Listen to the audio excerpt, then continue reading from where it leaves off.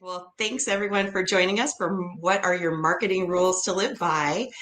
We've got a great panel today. How's this event, you guys? It's so exciting. So we all go to a lot of conferences, I assume, and how often do you get to go to one where the content's actually you're the target audience and every session is something that you can actually benefit from. This is so great. So huge thanks to all the people that put this on at the BBB.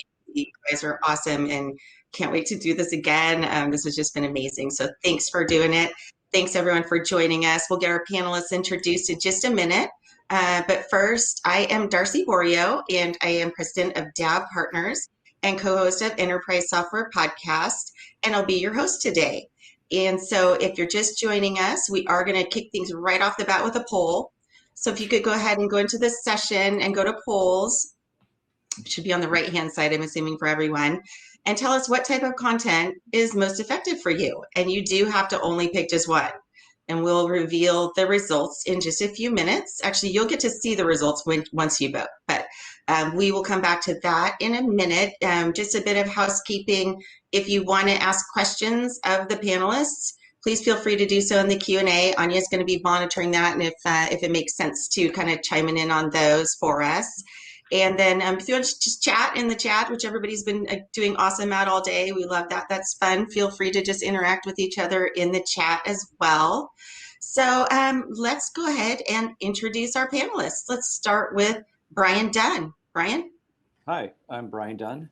My company is Epic Sky Marketing, and we provide marketing services for ERP VARs and ISVs. Our goal is to help VARs and ISVs stand out from the crowd, better engage with their customers and prospects, and grow their sales pipeline so they can reach their own internal goals. Before starting my marketing company, which I've been running since 2015, I worked directly for ERP resellers for 17 years in a variety of management roles, from running programming and tech support to running sales and marketing to being a CFO. And before that, I was a customer of one of these resellers for 7 years, where I lived inside my employer's ERP and EDI systems. So I've experienced a lot over the years, both from the VAR side and the customer side. And I try to bring that insight into play when I'm crafting messages and campaigns for my customers. Fantastic. Thanks for being here. Krista, can you go ahead and introduce yourself, please? Sure. So my name is Krista Magnuson. My company name is Magnuson Enterprises. And similar to Brian's background, I have spent the last 10 years working in the ERP ecosystem for a VAR as director of marketing and strategy. And working with the team, we had massive amounts of growth. We did triple revenue in 5 years.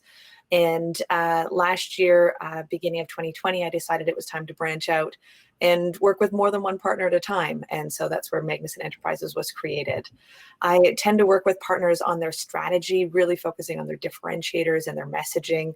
And also, of course, execution of things, because I realize not all partners have an internal marketing team. So whether that's helping to create a strategy or a plan in a package, for example, and then we hand off that plan to your team and you run with it, or where we actually execute on those plans and help with your campaigns or your content creation, your website updates, your digital marketing, all those fun things that all the VARs are being told to do and that we're going to dive into on this panel. Yeah. Very good. Very good. Okay, Lindy, next, please. I am Lindy Belay, and I'm a senior marketing manager at HSO. We are a Microsoft Dynamics partner. I've been in the Dynamics channel for over 12 years now, previously with an ISV. So I'm living the other life of a partner relationship, and it's different, but a lot of same. It's interesting. I was the 2019 recipient of the Brooke Webb-Smith Award from the Channel Marketing Alliance, and I proudly display it over here, but I'm not going to bring it to the screen for you yet. Maybe later.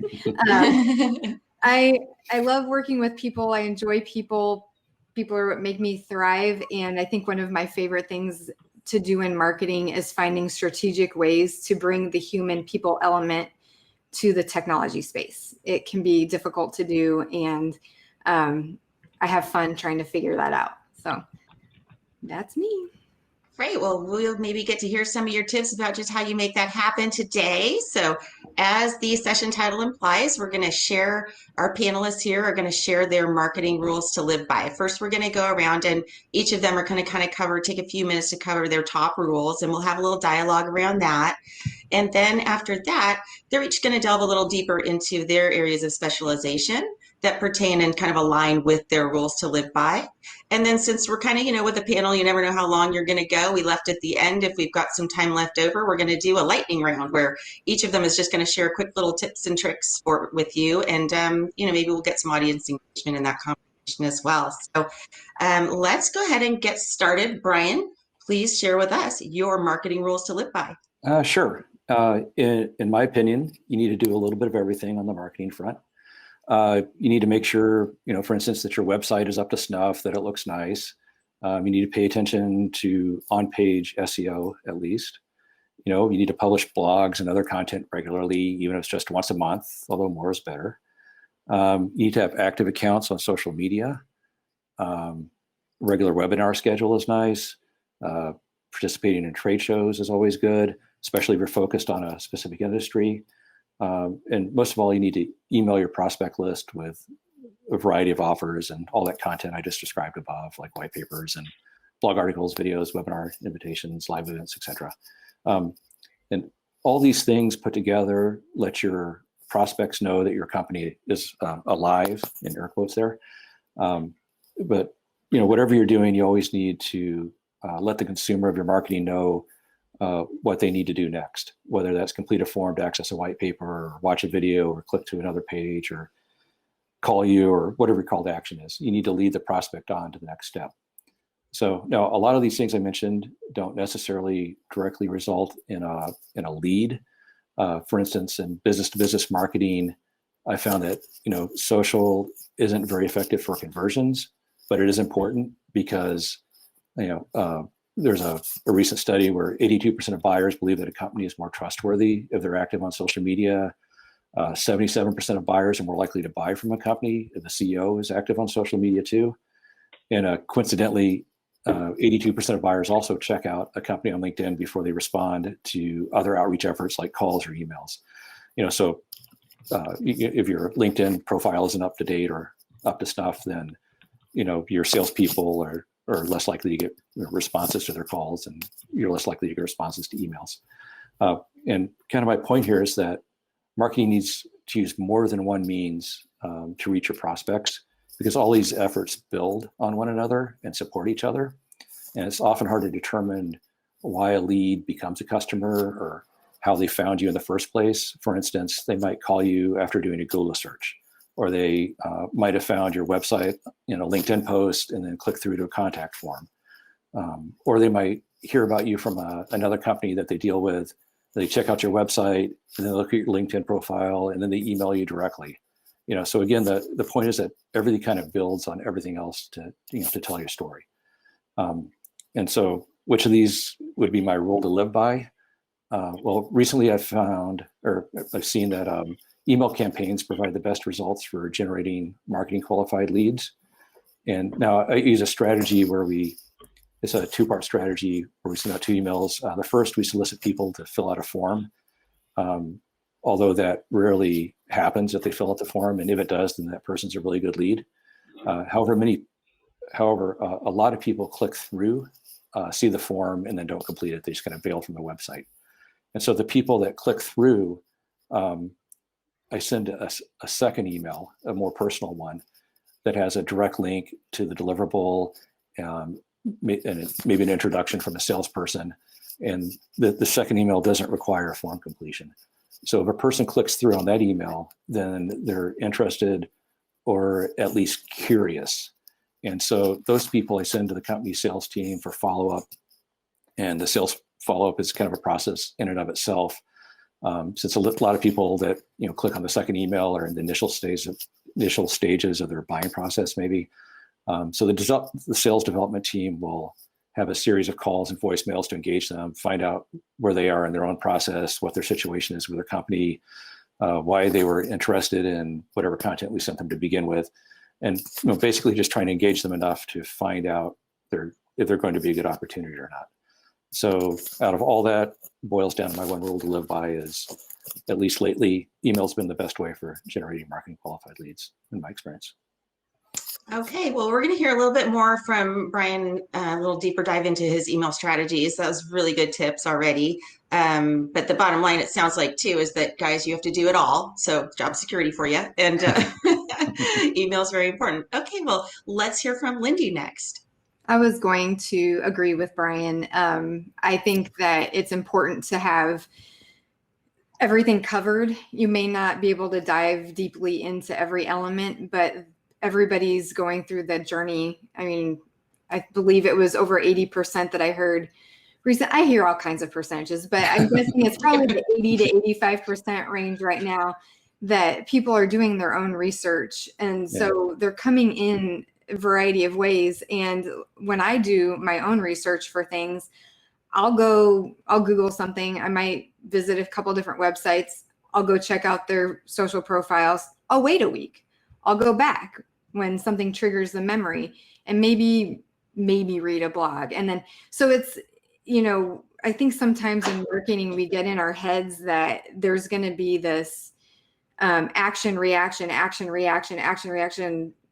tempo, but most people aren't doing that buyer process as quickly as we would like them to. So it's really important to have all those layers incorporated so that no matter where they're coming in, they're finding something, which leads me to a little bit deeper dive on what Brian was saying. My marketing rule is calls to action. I mean, how many times we forget calls to action even when we exhibit at an event? We get so pumped up about being there as an exhibitor and sponsoring that we forget about then what's next. What are their takeaways? Where are they supposed to go after the event? So even calls to action to event, but all over your website, layered into different places on your web pages, throughout your blogs. Emails obviously is probably one of the most popular places for a call to action. Social obviously, but my favorite version of a call to action is video. And oftentimes video can be the call to action, but it can also be what they see first and then click through to their next step. So that's what I get excited about. In my recent years, I've been using more and more video to engage with people, to kind of get in their heads where they're at beyond the demo videos that we typically see in the technology space. And HubSpot reported that 81% of businesses are using video this year, over 63% last year. And pretty sure we could guarantee that's from the pandemic. And it's really difficult to then think, oh, how do I incorporate video during a pandemic when most of my company is remote, if not all of my company is remote? And that was a challenge for me personally, because I like to be in control of things. For those who know me, that's not a surprise. But I think there is space for it. You have to get creative. It might mean reaching out to people you wouldn't normally go to create video. You might have to start interviewing some of your subject matter experts, find out who's comfortable in front of a camera. And then in my current experience, I have a coworker, a great colleague whose wife has been my video person. And it's fun because she's getting involved, their kids are getting involved. So out beyond that creativity, you do have to be flexible, because when you give up that control, you do give up some of the perfectionism. And with that comes a little bit of imperfection. But I think now more than ever, people are okay with that. We're in a day and age where everybody's used to consuming content, and video especially, at top speed. And it doesn't matter really if it's good or not, but let's be careful that imperfection does not equal unprofessional. We want to make sure that we are still remaining true to our brand, true to our organizations and our messaging. Know your market, know your people, your audience. In my past life, our market loved fun spoof videos. They asked for them. So we could have variety within our types of videos that we produced, and could have a lot of fun with it. So there are options to go outside of your sterile standard promotional video or whatever you may be trying to produce. But my last recommendation, and then I'll stop talking for now, is that if you keep things moving, you keep creating new content, whether it's chopping up webinars into smaller snippets, interviewing someone about a blog they wrote and just recreating that content to put out in a different format, or interviewing customers. The more you produce, the more you create, the more variety and creativity you can have. So you're not limiting yourself to just evergreen material. You can have some short-lived content that may only be good for 3 weeks or 3 months, and then you're ready to pump out something new and fresh. I'm done. Very good. Well, I just realized you were behind some of the funniest videos. I just realized the office spoof and okay, yeah. All right. I see you. Very good. Okay. Well, thanks so much for that. And, very important point. A lot of people just kind of, I think probably putting no video is better than putting a really unprofessional one out there. So, all right. Enough about that. Krista, go ahead. Let's hear what you have to say about it. Do you agree with these guys? While I agree with some of what they say, I have to say I have a bit of a different take on it. I don't agree with trying to do everything. I don't agree with doing all the marketing things. Personally, I think that comes from my experience on the partner side, where the software providers, Microsoft, Sage, Infor, Acumatica, they're always saying you need to be blogging and webinars and social media and lunch and learns, and you need to have it's too much. And I don't think, at least there are very few partners, very, very few in the whole ecosystem that I see able to do all of these things well. And I think it's really stressful for a lot of partners to try and do all these things when that's not their expertise, especially the sales team, trying to get the sales team. I saw a question come up in the chat on how do you get them involved in LinkedIn? That's an ongoing process with a lot of partners. And how do you get them involved in videos? And how do you get the blog topics? For me, I think that's too much pressure to put on a partner. And so my key marketing rule to live by, I would say, is to do what you can, but make sure you're doing it well. And so of those 7 things you could be doing, if you're only doing 2 of them, but you're doing them really well, that's okay. To me, marketing, there's strategy, there's tactics, and there's execution. And it's a 3-pillar approach. At least that's how I approach it. And all these things we're talking about, blogs, video, email marketing, all amazing things, but those are all tactics. And if you don't have a strategy behind it, where you know what goal, what differentiator are you highlighting in that email? How many clicks do you want to get? Are you going for a relationship building, in which case you're really going more for opens than click-throughs? Or are you going for event registrations? And so you need that strategy before you get to the tactic. And then you need to execute on that tactic really well. If you're just blogging for the sake of blogging and you don't really know why you're blogging, but you have to blog because they told you to blog, it's just, you're not going to get, I find it's almost not worth your time, because you're not going to get the results out of it that you expect. And so that's where my recommendation is to pull back a bit. Start with something that your team can handle, that your team has some sort of interest in, and work on 1, 2, 3 marketing tactics and do them really well, and then see what else you can add in. So that's where on one hand I agree with different parts of what Brian and Lindy have said, but not quite the same emphasis on trying to do everything. So how does that marry up, Brian, in your opinion? I mean, what does a business do? Do we outsource some of those things? I know a lot of businesses will outsource like their social media. Sometimes that works, sometimes it doesn't. Brian, what are your thoughts on? Yes. So I agree that the overall strategy is important, and everything should have a purpose. You shouldn't just be blogging for blogging. There's again always what's the next step after somebody reads the blog. But then I saw, for instance, I think it was in the chat, somebody asked, how do you get the executives involved in social? And I think you hit on it right there. Is if they're not doing it now, you just do it for them, basically. So, you can pretty inexpensively, have somebody, post, things from the website or whatever that is, to somebody's social media stream. And then the executive still can throw in pictures of, them golfing or, things from events or whatever they're attending to make it more personal. But, at least there's something happening on, every other day or a couple times a week basis. And they don't have to worry about it at that point. It just happens. And Lindy, what do you think about that? I think for your talk about video, I think maybe some of the audience is saying, well, we don't have the resources to do all that in video. So that's hard, right? Yeah. So what do you think about? I think video as well as anything, and I totally agree with Krista, when you have limited resources, limited people on your team, you do have to pick and choose what those things are. And video just was something that struck well and landed well in the market, and we had the team to pull it off.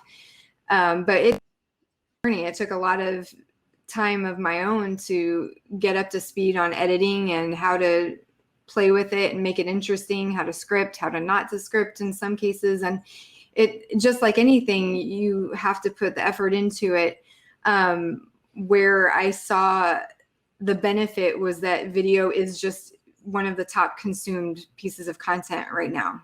And so it became a priority because that's what the market is using to consume their content.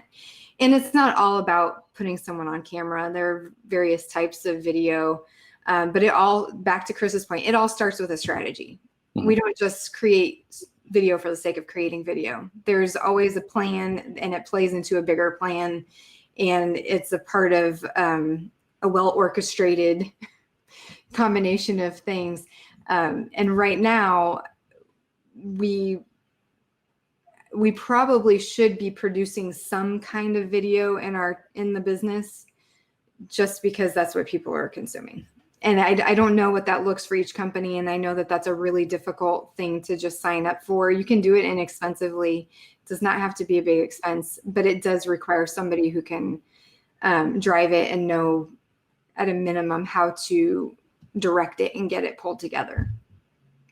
But that's true for a lot of content and marketing.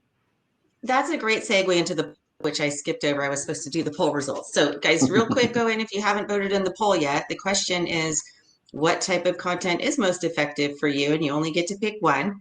So let's show the results. And not everybody voted, but videos were number 3. So number 1 was blogs, number 2, webinars, and number 3, videos. And then success stories and infographics tied for 4th. White papers and podcasting tied for 5th. I might have been guilty of being the one person who nobody said ebooks, so there we go. All right, well, now that we've kind of identified at a high level, we would love to hear a little bit more. Brian, I think, as I said, I've already learned a lot from you just in what you said earlier about email marketing. Can you go a little bit more into your email marketing strategies and tactics as well? And then maybe Lindy and Krista can kind of chime in on those as well. And Sure.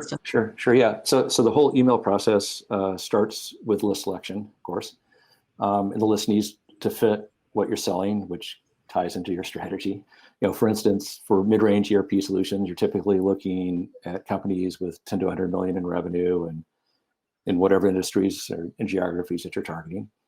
They need to make sure you get the right contacts on the list. So you're looking at positions like owners, CEOs, presidents, CFOs, controllers, VPs of finance, and if you go the technical sale route, maybe CIO, CTOs, or VP of IT. And then you have to ensure that you get the right data fields, in the list. So you always, of course, phone, address, email, it's obvious, but get whatever other information your list provider can provide as well. So like maybe employee count or warehouse space, or sometimes you can even get what technology they're currently using. That's usually like a hit or miss. Like some people, some records will be populated, some won't. But anyway, once you have the list, the next step is really to get a third party to scrub the list. And this is going to ensure that the emails that you purchased are all good and viable And when you send something to them, it's going to be delivered and it's not going to bounce. And what you'll find as you go through this process is that some email systems accept all incoming inquiries and don't return errors for non-existing emails until you send them an email and then it bounces.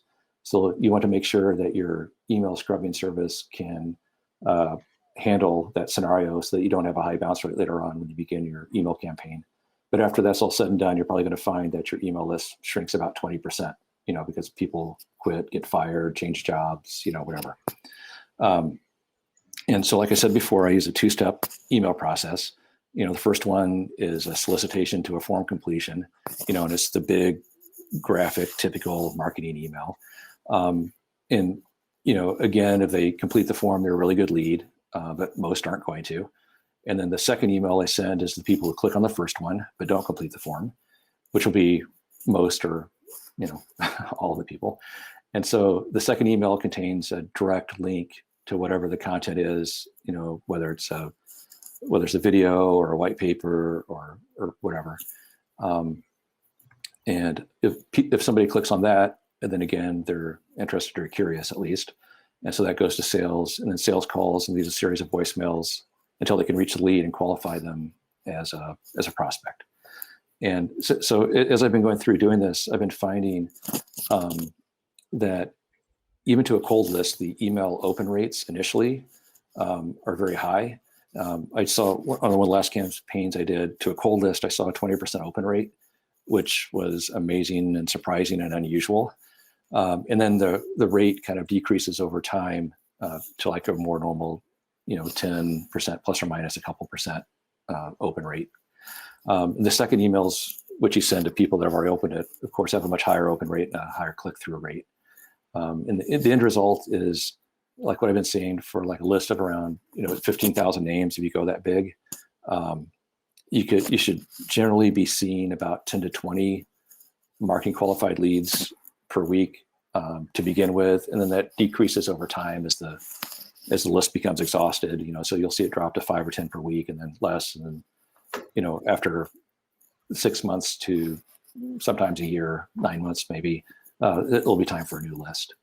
And of course, there's always an art to this. So there's an art to writing the subject lines so that, people click, so there's a whole process for that. And then there's an art to designing the email too, so that, once they open the email from the subject line, then they click through. So. Yeah, I'll tell you if it. So anyway, based on that art, your mileage might vary. All right. Krista, Lindy, anything to add to that? We're moving right along. Sure, I can add a great resource for subject lines that I found is subjectline.com. Exactly. Yeah. It gauges based on current standards what your score would be for the subject line. Yeah, I use that for every email. That's a good tip. Yeah. My top email tip would be to remember that you're emailing a person, and yes. That I tend to treat an email now as how we used to treat reaching out to call somebody, and you're asking for their time and you're asking for their attention. So make sure that you read your email from your audience's perspective. It shouldn't just be what you want them to know, what matters to them, because, and this is what I often am telling the sales team when they maybe don't like me, is that I don't really care what you want the person to know. I care what that person cares about. Yeah. Usually what I do in my emails is on the initial emails, the second email is exactly like you described. It's very personal, it's like from a person to a person. Right. And then the first one is, there's usually a large graphic at the top that it's like, here's all the reasons you want to click. And it takes them like 5 seconds to look at, and they don't even have to read the email below it. So it's just, because I think the numbers are like 7 seconds or something like that you have with an email. I don't know. I hear a lot of numbers too, Lindy. So, I got a really interesting email yesterday where someone pointed out that they saw my recent obsession with squirrel and bird watching. I'm leaning into the middle age and I'm really enjoying it. And I just started laughing. I was like, okay, this guy did his research. He found out what I'm interested in. So yeah, it's, but there's a line of being creepy, but I felt like that was appropriate. It's information I have out there because I don't care what people know, but Right. if you see my eyes darting around, that's usually what I'm doing is watching the squirrels, but squirrel. So yeah, did we need to elaborate more on that? No, let's probably keep moving because we want to hear Krista's going to elaborate a little bit more on differentiators and messaging, correct? Sure. Yeah. For me, I think one of the big things that I've noticed in the ERP ecosystem, before working in this ecosystem for the last 11 years, I worked in hotels, and it was similar in hotels. Every hotel offers hotel rooms. So what's different about one hotel versus another one? Why does someone stay in one versus another? Maybe they want the hot tub, maybe they want the view. And with ERP partners, it's very similar. But I think the software providers, like I said, Microsoft, NetSuite, Sage, they're so focused on the features of their products that I think where a partner needs to do is kind of push back from that a bit and focus on what their team brings to the table. Because if you're only pushing the features of the product, a lot of the times they could buy that straight from the provider. We know some of the providers are much more competitive, and we're fighting to get that deal from the provider sometimes. And so really you need to be providing your marketing as a partner needs to focus on what you bring to the table. And that doesn't mean you need to make your partner company look like the biggest one, because there's a few big ones, sure, and they do everything and they're everywhere. But some of the clients I work with, they're smaller partners and they're putting out all the same features, for example, that another really large partner, with the nationwide ones, puts out. And when you're never going to beat them in the organic rankings, you're never going to be that large partner. So own your expertise, because every partner has that. And so own your differentiators. Are you really fun to work with? Are you very professional to work with? And make sure that your messaging matches that, so that when someone hits your website, or like Brian was talking about, your LinkedIn profile page that everyone looks at, the company page, your page, that it matches the experience when they talk to you, so that your differentiators come across. My website has, a Far Side cartoon on it and is fairly sarcastic, because if you spend much time with me, I am going to be fairly sarcastic. That's just going to happen. And so I think whatever, and I'll talk about my differentiators, what I bring to the table. And somebody, a partner could choose to work with me. They could choose to work with Brian, and we bring different things. And I think that's the messaging and the differentiation that a partner should be focusing on in their messaging, and weaving into their blogs, into their videos, and getting that across. Okay, real quick, Brian, any more thoughts to add to that? I think that's great advice. No, well said. Lindy, anything you agree. want to do? Yeah, it's hard to do. It's very hard to do, to be consistent across everything, especially you've got one person doing this and another person in charge of that, and unifying that voice is really important. So good stuff. All right, well, Lindy, we want to get to you. We want to hear more, because you have made amazing videos. We want to hear more about kind of how you use call to actions and videos. And I'll be snappy. no, you're good. You're good. Well, Take your time. The videos I'm most known for would be the videos I created at Integrity Data prior to Summit. And that's what, we started out with little feature, like promotional videos for each of our solutions. And that was relatively, it was actually pretty successful, because we put it in the header of all the product pages, and people could in 30 seconds find out what the solution was and did and everything. And but I actually attended a B2C webinar about email campaigning pricing changes, and how you can nurture email campaigns to communicate your new pricing, and how you could do it in a way that was get them to click through to your website and stuff. So I took that information and rewrapped it to B2B and promotion for Summit. and used all of their recommendations of the frequency to email, what kind of email, verbiage to put in the email, the landing pages to create, to take them to, and then, Summit was, I feel like I'm echoing. Am I echoing for someone? Okay. I don't, okay. You're fine. Summit being virtual last year, we were kind of at a point of like, okay, we're sponsoring, but you're just not going to generate the leads in the booth that virtually that you would get in person. There's just no way. So we participated in, and this was the strategy. This is the strategy part.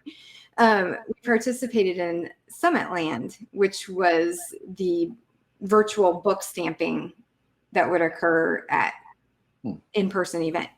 It wasn't that expensive, but we did a spoof video series about going to Summitland, similar to the vacation videos, not quite as exceptional as the vacation movies. But we mimicked that. We did a spoof on it, and we were driving people to the forum to register for Summitland, and then they got a gift card if their name was selected.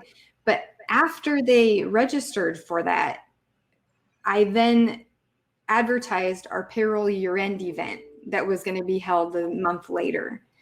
So they got a follow-up email with information of how to register for that follow-up email for that payroll year-end event. They were redirected to the payroll year-end event registration page.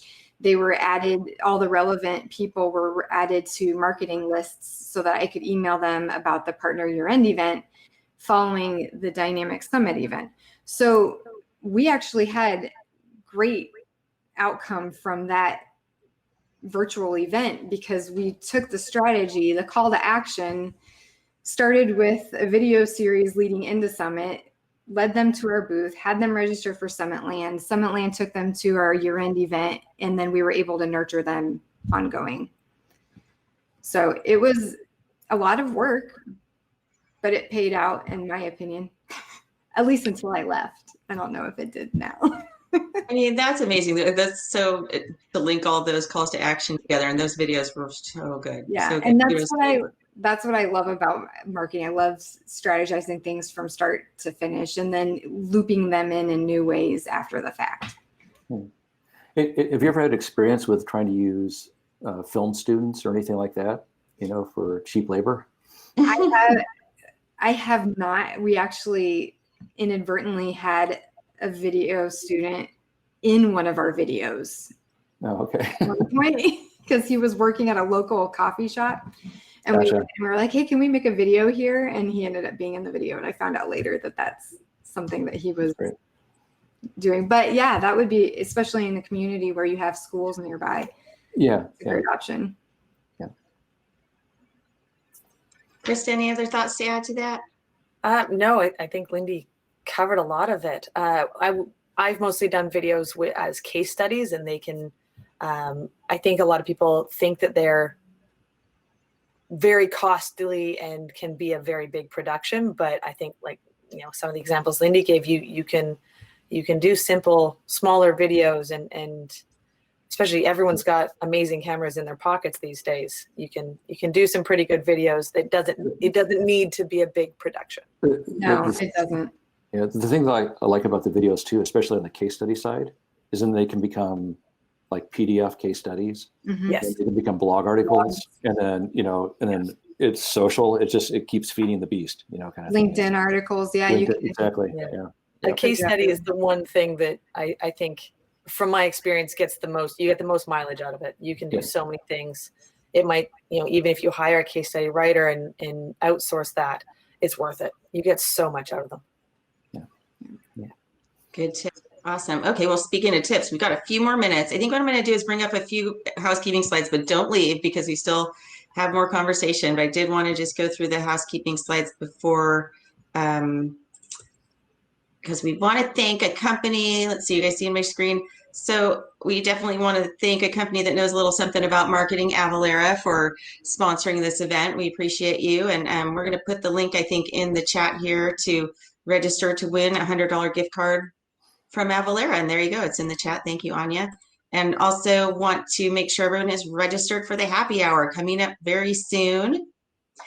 And there's the link for that in the chat as well. And then finally, we are going to end this session promptly because the next one starts immediately afterwards. But before we go, we do have a few more minutes left and we're going to run down the clock.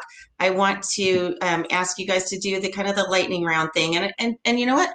People, put your lightning round tips in the chat. David Kirsten, thank you. What is your why? Stop pushing debits and credits. Very good tip. Very good. So if you guys want to share some of yours in the chat, and then let's go ahead and start with Krista and tell us, let's go lightning round for a few minutes. Sure. Number one tip, get into your sales meetings. The most information I ever got from sales was not from trying to pull information out of them, but from just sitting in on their weekly sales meetings. And there was a bit of pushback at first, but I just said, I'm just going to be a fly on the wall. And every once in a while I would ask a question, but honestly, I was able to create so much more targeted marketing information just by sitting in on those sales meetings. That's a great one. That actually came up in one of the other sessions. So they were advising you definitely need to do that. So good one. All right, Brian, go. I was going to agree with Krista's too. I had that written down as a way to get blog article topics as well. Yes. Yes. But my other tip is you're doing all these email campaigns. So create social ads based on the email campaigns, same graphics, same messaging, everything, and then target the people in LinkedIn or other social platforms that you just emailed. All right, Lindy, go. All right. I would say listen in on sales calls if possible. Sometimes the salespeople get off a call and they forget what important things they just heard. So if you get an opportunity to be a part of one of those sales conversations, you might pick up on things that they wouldn't even think of as being important. Awesome. All right, Krista, next. Next, I think I kind of hinted on it earlier, but match your messaging to you. If you are a very professional, if you always show up into meeting and all your team shows up in suits, then have your LinkedIn profile be written in a way that is very professional. If you're going to be showing up in polo shirts or you're more of the tech guys in the t-shirt, then have it be more laid back. Whatever your messaging out there needs to match the experience that people are going to get when they interact with your team. Like Brian was saying, to me, an ERP sale, it's all about trust, and they need to build that trust. And if there's if you're super professional in your messaging and you show up in a t-shirt, it just subtly creates this disconnect. So just make sure that matches up to whatever your team is. Very good point. All right, Brian, what do you got? Well, someone 11 minutes ago asked in the chat for a source for the email scrubber. So I'm just going to plug something that I have no relationship to, but emailchecker.com. So put this in the chat. And then also Danica in the chat mentioned that support is also a good place to get just to attend, which is funny because that should have been my lightning tip. Thanks, Danica. Like just last week, we had an interview with a support person that came up with this cool way to do these spreadsheet things in Acumatica, and that was like an interview that we did, and so that's being written up into like a how-to blog article. So like support is another really good source. So thanks to the people in the chat. Yes, good point. Very good point. All right, Lindy. I just had one and I lost it. So while you're thinking, another one I've heard of, I've used is Email List Verify, I think it's called. So there's another one out there. Okay, cool. Yeah. Email list. Brian was too engaging. Rev.com, closed caption your videos. People are not listening to videos when they're on their cell phones and Rev.com is a lifesaver and cheap. I think Candace mentioned that in her presentation this morning, that 70% of videos on LinkedIn are watched on mute now. Mm-hmm. Yeah, that's cool. Do that. How do you do SEO for video? Is there a lightning round tip you can share with us? If you close caption your videos, it should help your SEO. Okay, cool. Thanks. And you can also add so many characters to your YouTube descriptions. Yeah. Put as much of it in there as you can. Yeah, cool. Yeah. Well, good stuff. Well, I want to make sure, and Anya said to transcribe your video and turn it into a blog post. There you go. Yeah. And then read the blog post out loud to make a podcast. Well, thanks so All much, right. everyone. Thanks to everybody for attending. We want to be respectful of the next session since there's no time in between. I want to thank you, Lindy, Brian, and Krista, for all your words of wisdom. That was so interesting. We really appreciate you, and we'll see everyone at happy hour. All right. Bye, everyone. Bye, Thanks, everybody. everybody. Thanks so much.